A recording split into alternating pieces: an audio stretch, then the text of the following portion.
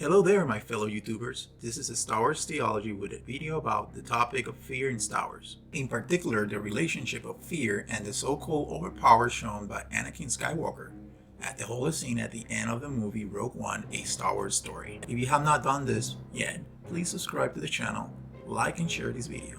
Also click on the notification bell so you don't miss any new videos. In the novelization of Episode 3 Revenge of the Sith, the author Matthew Stover reveals the following important story plot not shown in the theatrical movie. But for Anakin in the fight there is only terror and rage.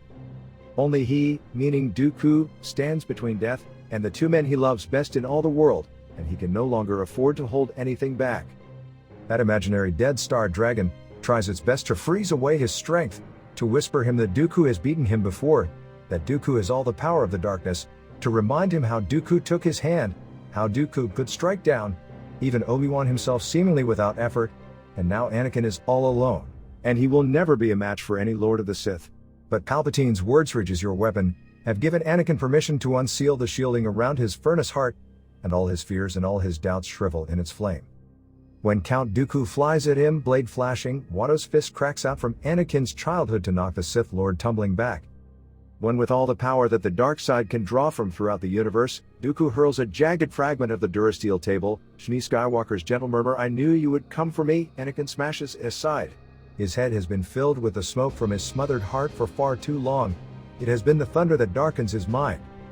On Argoner, on Jabim, in the Tusken camp on Tatooine, that smoke had clouded his mind, had blinded him and left him flailing in the dark, a mindless machine of slaughter.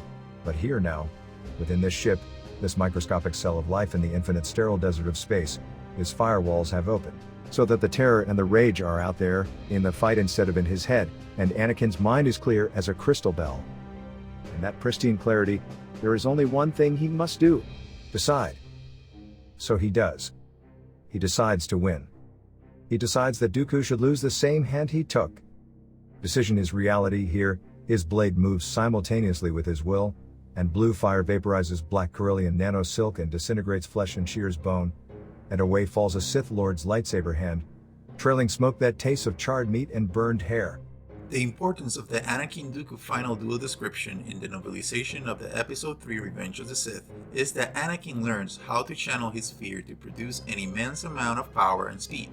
He can do that by manipulating the Force as a Dark Star user, taking advantage of his gifted amount of midichlorian count in his Skywalker blood. After his duel in Mustafar with Obi-Wan Kenobi, and after losing Padme, Anakin perfected the Sith ability to utilize the fear of an opponent or victim to enhance his strength and speed at any moment. The Sith Lord, notorious for using the same technique, was Darth Vader, the creator of the Rule of Two. The main difference in Star Wars Episode 4, The New Hope, is that Darth Vader is very cautious approaching Obi-Wan Kenobi, and second, Kenobi have no fear towards Darth Vader. That made this duel very difficult for Darth Vader because he was denied using the feeding on fear Sith technique shown in the holy scene at the end of Rogue One. Master Yoda, in front of the Jedi Council, told young Anakin Skywalker that fear is the path to the dark side. Fear leads to anger. Anger leads to hate. Hate leads to suffering. Those were very wise words by Master Yoda because in the case of Anakin Skywalker, fear led him to the dark side of the Force. But for Darth Vader, fear fueled his anger and hate. That made Darth Vader experience physical and emotional suffering that he transferred to his strength and speed during his lightsaber force attacks. Because of all this, I'm not surprised by the power and speed that Darth Vader displays at the end of Rogue One, and by his tentative and cautious attitude towards Obi-Wan Kenobi in Episode 4 The New Hope.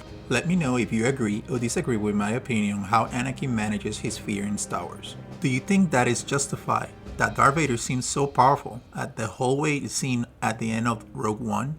Or this downplays the Obi-Wan Vader duel in Episode 4 The New Hope? Please leave your thoughts in the comment section of this video. I would love to read your comments. Remember that for everything, the truth is always available to you. Just go and find it. And remember, may the Force be with you always. Subscribe to the channel, hit the like button, and share the videos. Don't forget to activate the notification alert bell. That way you don't miss any new videos. May the Force be with you, always.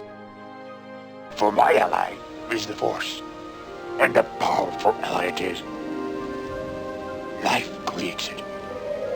makes it grow. Its energy surrounds us and binds us.